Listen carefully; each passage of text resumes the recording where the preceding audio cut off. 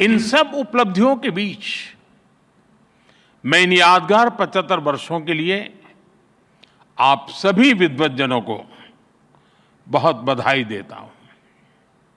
साथियों, बीते 10 वर्षों में न्याय को सुगम बनाने के लिए देश ने कई प्रयास किए हैं।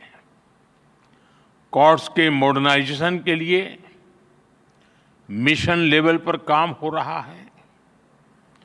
इसमें सुप्रीम कोर्ट और जुडिशरी के सहयोग की बड़ी भूमिका रही है। आज जिला न्यायपालिका का ये कार्यक्रम भी इसी का एक और उदाहरण है। इसके पहले यहां कई लोगों ने उल्लेख भी किया, सुप्रीम कोर्ट और गुजरात हाई कोर्ट ने मिलकर ऑल इंडिया डिस्ट्रिक्ट कोर्ट जजेस कॉन्फ्रेंस का आयोजन भी किया था। इस तरह के आयोजन ईज ऑफ जस्टिस के लिए बहुत ही जरूरी है। मुझे बताया गया है यहां भी अगले 2 दिनों में कई महत्वपूर्ण मुद्दों पर चर्चा होगी। पेंडिंग केसेस का मैनेजमेंट, ह्यूमन रिसोर्स और लीगल फैटर्निटी की बेहतरी। आपने चर्चा के लिए सभी जरूरी विषय तय किए हैं। मुझे खुशी है कि सबके साथ अगले 2 दिनों में एक सेशन जुडिशियल वेलनेस पर भी रखा गया है। पर्सनल वेलनेस, सोशल वेलबीइंग की सबसे पहली जरूरत है। इससे हमें हमारे वर्क कल्चर में हेल्थ को प्रायोरिटी देने में मदद मिलेगी। साथियों, हम सब जानते हैं आज आजादी के अमृतकाल में 140 करोड़ देशवासियों का एक ही सपना है, विकसित भारत, नया भारत। नया भारत यानी सोच और संकल्प से एक आधुनिक भारत।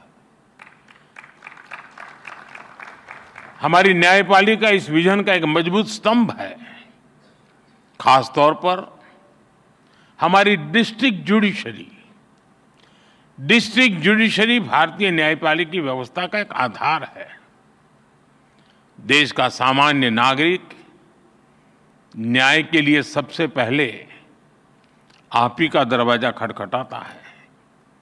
इसलिए ये न्याय का प्रथम केंद्र है, ये पहली सीढ़ी है। हर तरह से सक्षम और आधुनिक हो, ये देश की प्राथमिकता है। मुझे विश्वास है ये राष्ट्रीय सम्मेलन, इसमें हुए विमर्श देश की अपेक्षाओं को पूरा करने में मदद करेंगे। साथियों, किसी भी देश में विकास का अगर कोई सबसे सार्थक पैरामीटर है तो वो है सामान्य मानवीय का जीवन स्तर। सामान्य मानवीय का जीवन स्तर उसकी ईज ऑफ लिविंग से तय होता है और सरल सुगम न्याय ये ईज ऑफ लिविंग की अनिवार्य शर्त है। ये तभी संभव होगा जब हमारी डिस्ट्रिक्ट कोर्ट्स आधुनिक इंफ्रास्ट्रक्चर और टेक्नोलॉजी से लैस होगी। हम सब जानते हैं कि आज डिस्ट्रिक्ट कोर्ट्स में करीब 4.5 करोड़ केसेस पेंडिंग है। न्याय में इस देरी को खत्म करने के लिए बीते 1 दशक में कई स्तर पर काम हुआ है।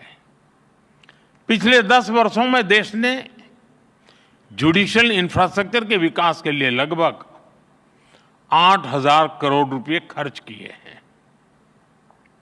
आपको एक और तथ्य जानकर खुशी होगी, पिछले 25 साल में जितनी राशि जुडिशियल इंफ्रास्ट्रक्चर पर खर्च की गई, उसका 75% पिछले 10 वर्षों में ही हुआ है।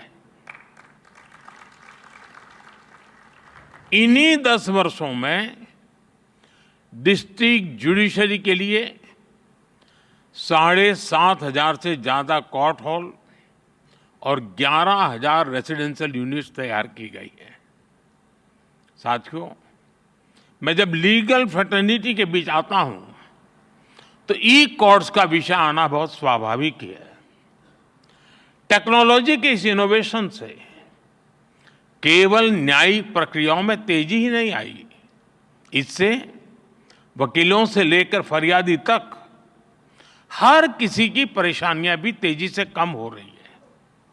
आज देश में अदालतों का डिजिटाइजेशन किया जा रहा है और जैसा कि मैंने कहा, इन सभी प्रयासों में सुप्रीम कोर्ट की ई कमेटी अहम भूमिका निभा रही है।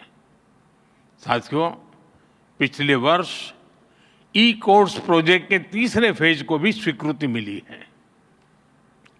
हम एक यूनिफाइड टेक्नोलॉजी प्लेटफॉर्म तैयार करने की दिशा में आगे बढ़ रहे हैं। इसके तहत artificial intelligence, optical character recognition जैसी उभरती हुई टेक्नोलॉजी का इस्तेमाल होगा। हम पेंडिंग केसेस का एनालिसिस कर सकेंगे, भविष्य के मुकदमों का भी अनुमान लगा सकेंगे।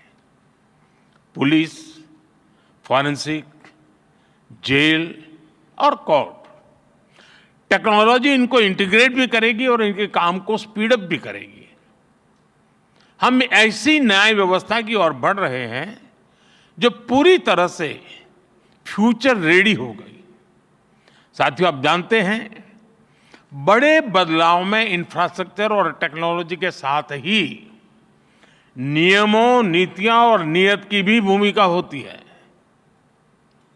इसलिए आजादी के 7 दशक बाद देश ने पहली बार हमारे कानूनी ढांचे में इतने बड़े और अहम बदलाव किए हैं।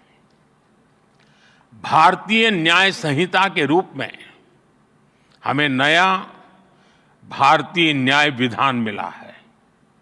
इन कानूनों की भावना है citizen first, dignity first and justice first. हमारे क्रिमिनल लॉज शासक और गुलाम वाली कॉलोनियल सोच से आजाद हुए हैं। सेडिशन जैसे अंग्रेजी कानूनों को खत्म किया गया है। न्याय संहिता की सोच नागरिकों को सजा देगा, यही एकमात्र नहीं है, लेकिन नागरिकों को सुरक्षा देना भी है। इसलिए एक और महिलाओं और बच्चों के खिलाफ होने वाले अपराधों पर सख्त कानून बने हैं। दूसरी ओर पहली बार मामूली अपराधों में सजा के तौर पर कम्युनिटी सर्विस का प्रावधान किया गया है। भारतीय साक्ष्य अधिनियम के तहत सबूत के तौर पर इलेक्ट्रॉनिक और डिजिटल रिकॉर्ड को भी मान्यता मिली है। भारतीय नागरिक सुरक्षा संहिता के तहत इलेक्ट्रॉनिक मोड में समन भेजने की व्यवस्था बनाई गई है। इससे न्यायपालिका पर पेंडिंग केसेस का बोझ भी कम होगा। मेरा आग्रह होगा, सुप्रीम कोर्ट के मार्गदर्शन में डिस्ट्रिक्ट जुडिशरी को इस नई व्यवस्था में ट्रेन करने के लिए नए इनिशिएटिव्स भी जरूरी है। हमारे जजेस और वकील साथी भी इस अभियान का हिस्सा बन सकते हैं। जनता भी इस नई व्यवस्था से परिचित हो, इसमें भी हमारे वकील और बार एसोसिएशन का अहम रोल है।